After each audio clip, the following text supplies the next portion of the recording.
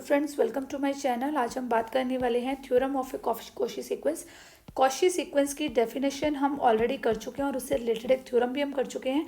तो यहाँ पे हम ये थ्योरम कर रहे हैं, every Cauchy sequence is bounded. इसको कॉशी भी बोल दिया जाता है और इसको कुछ लोग कोची भी बोल देते हैं। कोची और कॉशी एक ही बात है। Every Cauchy sequence is bounded, ये चीज़ हमने प्रूफ करनी है। चलिए इसका प्रूफ देख लेते हैं।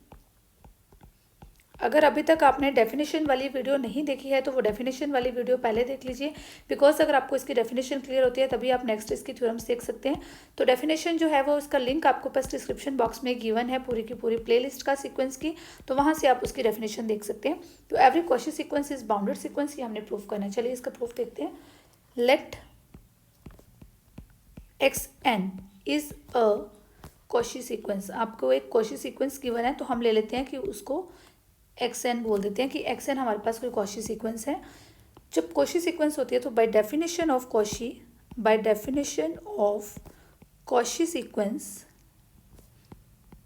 कॉशी सीक्वेंस की डेफिनेशन क्या चीज़ बोलती है? For epsilon positive there exist and not belongs to n such that xn minus xm modulus will be less than epsilon for all n and m greater than equal to n naught. ये सारी चीज़ हमारे पास कहाँ से आई है? ये है हमारे पास Cauchy sequence की डेफिनेशन। ठीक है, कॉशी सीक्वेंस क्या होती है? वो चीज़ होती है for epsilon positive there exist and not belongs to natural numbers such that xn minus xm will less than epsilon. Means मैंने आपको पहले भी बताया था कि जब कोई xn पॉइंट यहाँ पे है, xm पॉइंट से यहाँ पे, इन दोनों का डिस्टेंस जो है, अगर बहुत स्मॉल सा डिस्टेंस दोनों के बीच में एप्सिलॉन डिस्टेंस आता है एप्सिलॉन पॉजिटिव के लिए, तो आप इस चीज़ को क्या बोलेंगे? ये क्या है? एक कॉशी सीक्वेंस है। जब उसके दो पॉइंट्स जो हैं, जो उसके दो टर्म्स जो हैं वो बहुत नियर हो जाती हैं, तब उनको क्या बोल देते हैं? ये क्या है? एक कॉशी सीक्वेंस है। ठीक है, हमें कॉशी सीक्वेंस गिवन है तो यहाँ पे हमने इसकी जस्ट एक डेफिनेशन लिखी है अभी हमने इसकी। तो देखिए यहाँ पे xn minus xm is less than epsilon, इसका मॉडुलस है। तो देखिए जब हमारे पास ऐसे लिख दिया जाता है xn मॉडुलस लेस देन 1, अगर इस तरह बोला जाता है तो हम ऐसे लिखते हैं इसको, -1 is less then xn is less then 1। ये -1 और 1 के बीच में लाई कर रहा है, इस तरह से होता है मॉडुलस का वैल्यू। तो हमारे पास यहाँ पे है xn minus xm modulus that is less than epsilon. तो हम इसको किस तरह से लिख पाएंगे? Minus epsilon is less then xn minus xm is less than epsilon. Means अब ये माइनस एप्सिलॉन और एप्सिलॉन के बीच में लाई कर रहा है। क्लियर? अब यहाँ पे हम xm ऐड कर लेते हैं। यहाँ पे क्या बन जाएगा? xm माइनस एप्सिलॉन, और जब यहाँ पे आप xm ऐड करोगे तो आपका xm कैंसिल हो जाएगा, ओनली xn बच जाएगा। तो यहाँ पे आप लिख लीजिए xn that is epsilon plus xm। सारी जगह पे हमने क्या किया कि xm को ऐड कर दिया सारी साइड पे। ओके, तो xm minus epsilon is less then xn that is less than epsilon plus xm। अब देखिए यहाँ पे हमारे पास क्या चीज़ आई है? xn is less than epsilon plus xm। ध्यान से देखना ये चीज़, xn is less than epsilon plus xm। सबसे पहले ये चीज़ देखिए कि हमारे पास इस तरह से कोई सीक्वेंस बनी है। यहाँ पे कोई पॉइंट है x1, x2, x3 up to so on. यहाँ पे है कुछ xn naught, then xn naught plus 1 up to so on. इस तरह से हमारी ये सीक्वेंस चल रही है। ठीक है, तो यहाँ पे ये चीज़ हमारी किस चीज़ के लिए आई है? For all n and m greater than equal to n naught. ये चीज़ हमारी किसके लिए आई है? For all n and m greater than equal to n naught. n naught का मतलब क्या है? मीन्स देखिए अगर यहाँ पे x1 टर्म है, x2 टर्म है, इस तरह टर्म्स चल रही हैं, तो xn नॉट जहाँ पे जो हमारी ये वाली टर्म है n नॉट टर्म है greater than equal to n naught. ये चीज़ किसके लिए आई है? Greater than equal to n naught. मीन्स यहाँ पे xn जो है वो छोटा है एप्सिलॉन प्लस xm से। किसके लिए? For all n and m greater than equal to n naught. मीन्स ये जो सारे टर्म्स हैं ये हमारी कहाँ पे लाई कर रही है? इस जगह पे xn और xm जो है हमारा किस जगह पे? n नॉट वाले टर्म्स में, n नॉट से ग्रेटर है वो। ठीक है, हमारे n और m यहाँ पे n नॉट से ग्रेटर हैं, तो हम ये चीज़ बोलेंगे कि यहाँ पे जो n नॉट पॉइंट है मीन्स xm और ये चीज़ यहाँ पे लाई कर रही है। मीन्स इस टाइम पे हमारा xn जो है किससे छोटा है? That is less than epsilon plus xm। Means यहाँ पे ये चीज़ जो है इस एरिया में xm भी इस एरिया में ही है और xn भी इसी एरिया में है। ये n नोट से बड़े हैं या फिर वो n नोट के बराबर है या वो n नोट से बड़े हैं। xm भी यहीं पे है और xn भी यहीं पे है। अब ये चीज़ है xn is less than epsilon plus xm। ठीक है। लेट्स सपोज कि हमारा एक्स एन कुछ यहाँ पे है, इस जगह पे कोई पॉइंट है x n that is less than epsilon plus x m, मीन्स एक्स एम प्लस एप्सिलॉन इस जगह पे होगा कुछ, ठीक है। एक्स एम प्लस एप्सिलॉन जो है वो कुछ इस जगह पे होगा, क्योंकि ग्रेटर बोला हुआ है। ये यहाँ पे एक एक्स एन पॉइंट है और यहाँ पे ये है, ठीक है ना। कुछ मैंने अपनी तरफ से ले लिया, इस सारी जगह में से कहीं पे भी है। तो मैं क्या करती हूँ, एक मैक्सिमम वैल्यू ले लेती हूँ, एक मैक्सिमम एम कोई मैक्सिमम वैल्यू ले लेती हूँ। Let m is equal to maximum of, किस चीज़ की मैक्सिमम वैल्यू है, ये देखिए यहाँ पे ये सारी में मैक्सिमम हमारे पास क्या आ रहा है, एक्स एम प्लस एप्सिलॉन, मीन्स जितनी भी एक्स एन है ना ये सारी की सारी छोटी है किससे, एप्सिलॉन प्लस एक्स एम से, और मैं इससे भी बड़ा एक पॉइंट यहाँ पे एम ले लेती हूँ, ठीक है। और बाकी की सारी वैल्यूज़ ये हैं, एक तो इनकी सारी वैल्यूज़ के लिए तो हमारे पास एक्स एन जो है इस सारी वैल्यूज़ के लिए, ये सारी वैल्यूज़ के लिए एन और m greater than n naught है। ये सारी वैल्यूज़ के लिए हमारे पास क्या आ गया, ये सारी वैल्यूज़ किससे छोटी हैं, एप्सिलॉन प्लस एक्स एम से। तो मीन्स इस सारे के लिए मुझे सिर्फ एक ही लेना पड़ेगा, एप्सिलॉन प्लस एक्स एम। और ये सारे के सारे मैं एज इट इज़ ले लेती हूँ। अगर मैं ये सारे के सारे एज इट इज़ ले लेती हूँ तभी तो मैं बोलूँगी ना कि ये सबसे बड़ा एक मैंने एम ले लिया, मैक्सिमम मैंने क्या लिया, इन सबसे ज़्यादा, मीन्स एक्स एन नोट -1 तक का मैं इसके बीच में काउंट करूँगी। और एक्स एन जो बाकी की वैल्यूज़ हैं, ये सारी की सारी वैल्यूज़ हैं, ये तो वैसे ही छोटी है, किससे, इससे छोटी है, तो मैं इसको ले लूँगी और प्लस इसको कंसिडर कर लूँगी। अगर इन दोनों को मैं कंसिडर कर लूँगी तो मेरे पास एक मैक्सिमम वैल्यू आ जाएगी। तो मैंने मैक्सिमम किसको लिया, x1 x2 x3 up to so on x n naught -1 से लेके, और साथ में मैंने किसको ऐड किया, एप्सिलॉन प्लस एक्स एम को। क्लियर, ये चीज़ कहाँ से आई, मैंने मैक्सिमम किसका लिया, इस सब का मैक्सिमम, और एक चीज़ और मैंने इस चीज़ का मैक्सिमम लिया, बिकॉज यहाँ पे मेरी जितनी भी एक्स एन की वैल्यूज़ हैं वो सारी मेरी किससे छोटी हैं, एप्सिलॉन प्लस एक्स एम से छोटी की छोटी वैल्यूज़ हैं। तो मैंने मैक्सिमम वैल्यू ले ली इससे भी ग्रेटर एक वैल्यू ले ली, वो मैंने पॉइंट लिया एम। मैंने यहाँ पे कुछ पॉइंट ले लिया जो कि मेरा क्या बन गया, एम, कैपिटल एम। क्लियर। इसी तरह से अब मेरे पास एक और चीज़ है, that is x m minus epsilon is less than x n. देखिए एक और चीज़ मेरे पास क्या है, x m minus epsilon is less than x n. अब ये भी किस चीज़ के लिए है, ये भी एन और m greater than equal to n naught के लिए है। ये चीज़ भी किस चीज़ के लिए ट्रू है, n and m greater than equal to n naught के लिए ट्रू है। ये वाली टर्म्स को कोई कंसिडर नहीं कर रहे हम सिर्फ किसको कंसिडर कर रहे हैं, n and m greater than equal to n naught के लिए, सिर्फ इसी के लिए कंसिडर कर रहे हैं। तो यहाँ पे देखिए x m minus epsilon is less than x n, मीन्स अगर मेरा पॉइंट यहाँ पे एक्स एन है तो मेरा एक्स एम माइनस एप्सिलॉन कहाँ पे है, यहाँ पे है। क्लियर है ना। तो अगर एक्स एन मेरा पॉइंट यहाँ पे है तो x m minus epsilon point कहाँ पे है, लेफ्ट साइड पे लाई कर रहा है।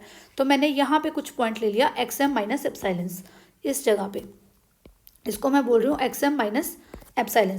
ये कुछ इस तरह से आ गया। तो मैंने ये चीज़ बोल दी कि अब मुझे मिनिमम वैल्यू चाहिए। मैंने मैक्सिमम वैल्यू देख ली कि मैंने इस साइड पे इसको कंसिडर कर लिया कि जो कि एक्स एम माइनस एप्सिलॉन से बड़ा।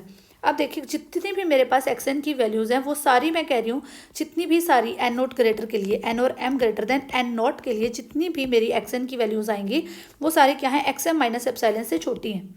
वो सारी क्या है, एक्स एम माइनस एप्सिलॉन से छोटी हैं। एक तो इस जो एक्स एन की सारी वैल्यूज़ वैसे ही छोटी हैं, एक्स एम माइनस एप्सिलॉन सबसे छोटी टर्म हो गई, और इससे भी छोटी टर्म्स बाद में ये वाली पड़ी हुई है मेरे पास। इससे भी छोटी टर्म्स कहाँ तक पड़ी हुई हैं, एक्स एन नॉट -1 तक की ये सारी छोटी टर्म्स पड़ी हुई हैं। और अगर मैं मिनिमम वैल्यू ले लूँ, एक मिनिमम वैल्यू एम ले लूँ, जो कि मिनिमम किसका है, x1 x2 x n naught -1 से लेके, और एक मैंने एक्स एम माइनस एप्सिलॉन ले लिया, तो मेरे पास एक एम स्मॉलर वैल्यू आ जाएगी यहाँ पे, कुछ एक मुझे एम मिल जाएगा। तो वो चीज़ मैंने एम कहाँ पे ले ली, कुछ यहाँ पे ले ली, इस तरह से स्मॉल एम ले लिया मैंने। ठीक है, तो इसको मैं किस तरह से लिख सकती हूँ, small m is equal to minimum of what, x1 x2 x3 up to so on x n naught -1, और एक चीज़ और x m minus epsilon. Clear. ये चीज़ मैंने क्यों ली, कहाँ से ली, ये एक्स एन ये क्यों आया, मिनिमम वैल्यू क्यों कहाँ से आई। देखिए फिर मैं अगेन आपको बताती हूँ कि यहाँ पे ये जो चीज़, ये जो रिजल्ट है हमारा, ये किस चीज़ के लिए ट्रू है, this is true for all n and m greater than equal to n naught. This is also true for all n and m greater than equal to n naught. ये चीज़ clear है ना, n and m greater than equal to n naught के लिए true है। तो यहाँ पे मैंने ये चीज़ बोल दी कि ये एक्स एम प्लस एप्सिलॉन जो है ना, एक्स एन की जितनी भी कोई भी टर्म्स आएंगी ये मैक्सिमम बन गई। एक्स एन की कोई भी टर्म आए मैक्सिमम वैल्यू उसकी ये बन गई। मैंने इससे भी बड़ी एक वैल्यू ले ली एम। ये उसकी मैक्सिमम वैल्यू बन गई। मैंने इससे भी बड़ी एक वैल्यू ले ली m, और जो कि ये सारे टर्म्स जो है इसमें इंक्लूड नहीं हो रही थी, तो मैंने इसकी सारी की भी मैक्सिमम ले ली और इसकी भी मैक्सिमम ले ली। इसी तरह से एक्सन की जितनी भी टर्म्स आ रही थी वो इससे छोटी थी, एक्सएम माइनस एप्सिलॉन से छोटी थी, और ये बीच में कंसिडर नहीं हो रहा था। मैंने इसको भी ले लिया मिनिमम वैल्यू में और इसको भी कंसिडर कर लिया, यानी कि m मेरी सबसे स्मॉल टर्म आ गई, वो मैंने यहाँ पे ले ली। ठीक है, अब इस टाइम पे डायग्राम से आपको क्लियर हो रहा है कि एक्स एन जो है वो मेरा कहाँ पे लाई कर गया, एक्स एन जो है वो यहाँ पे लाई कर रहा है m is less than x n is less than m, because ये मैंने मिनिमम वैल्यू ले ली है और ये मैंने मैक्सिमम वैल्यू ले ली है। क्लियर, यहाँ पे स्मॉल m और m के बीच में सारा कुछ लाई कर गया, सारी जो मेरी एक्स एन टर्म्स हैं सारी की सारी जो सीक्वेंस है वो किसके अंदर लाई कर गई, m और m के बीच में लाई कर गई। यहाँ से ये चीज़ क्लियर हो रही है, ये मैंने मैक्सिमम वैल्यू ले ली, इस सब की मैक्सिमम ले ली, वो मेरी m आ रही है, और इस सब की मैंने मिनिमम ले ली, वो मेरी स्मॉल m आ रही है। ठीक है, ये मिनिमम वैल्यू है, तो एक्सन की सारी टर्म्स जो है इससे ग्रेटर हैं और इससे सारे टर्म्स जो हैं वो स्मॉल है। तो यहाँ से मुझे क्या चीज़ पता चल गई कि ये मेरी क्या है, लोअर बाउंड बन गई। ये चीज़ क्या बन गई, मेरी लोअर बाउंड बन गई। और अगर कैपिटल M की मैं बात करूँ तो ये मेरे पास क्या आ गई है, अपर बाउंड आ गई है। यहाँ से ये क्लियर हो रहा है ना, यहाँ से ये लोअर बाउंड आ गई है मेरे पास, ये चीज़ अपर बाउंड आ गई है। आपको डायग्राम से सारी चीज़ क्लियर हो रही है। तो इस तरह से क्या हो गया कि मुझे अपने सीक्वेंस के लिए एक अपर बाउंड भी मिल गई है और एक लोअर बाउंड भी मिल गई है, इसलिए मैं इस सीक्वेंस को क्या बोल सकती हूँ, hence action is a bounded sequence. मुझे अपने सीक्वेंस के लिए एक अपर बाउंड भी मिल गई है और एक लोअर बाउंड भी मिल गई है, तो मैं इसको क्या बोल दूंगी कि ये क्या है, बाउंडेड सीक्वेंस है। Hence every Cauchy sequence is a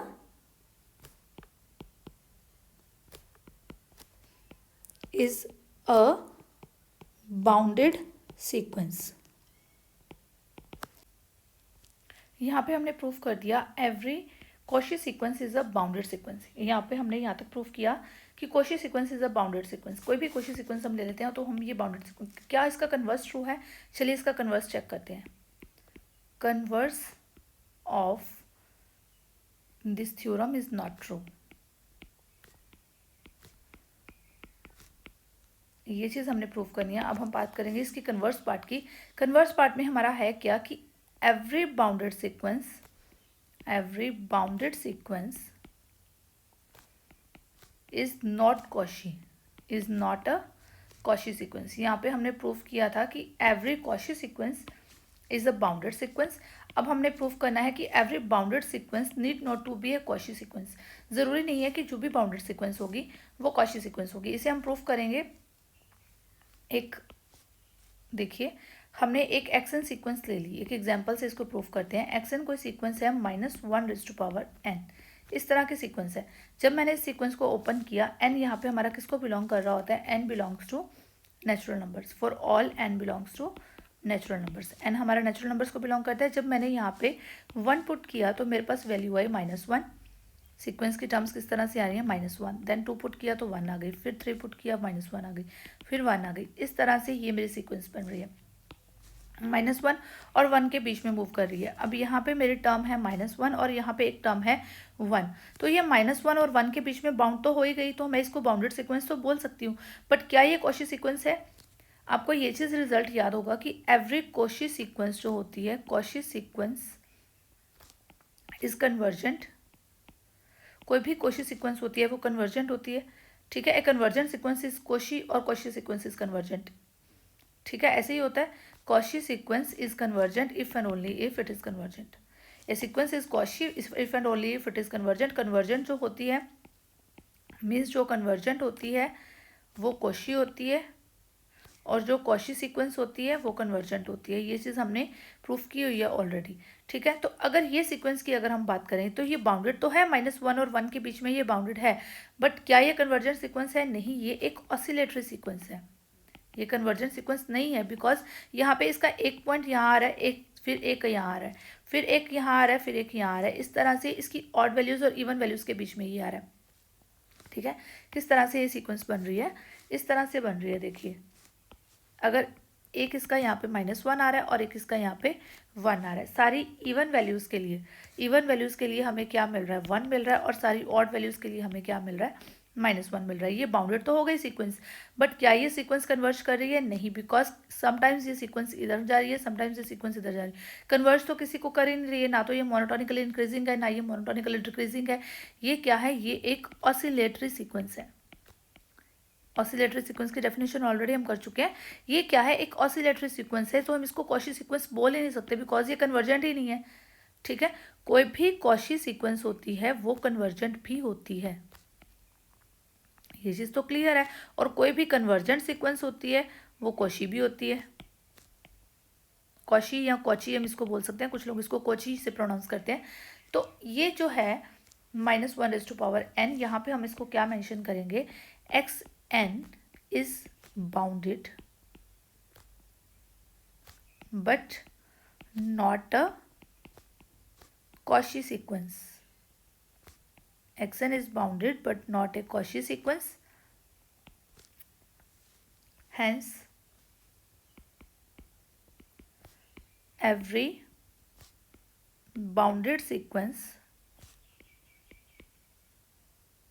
need not to be a Cauchy sequence. Cauchy sequence. यहाँ से हमारे पास क्या रिजल्ट आ गया? It implies every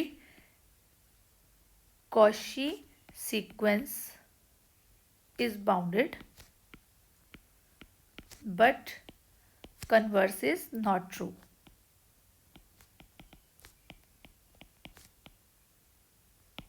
clear? अगर कहीं से भी कोई भी प्रॉब्लम आती है आप मुझे कमेंट करके पूछ सकते हैं।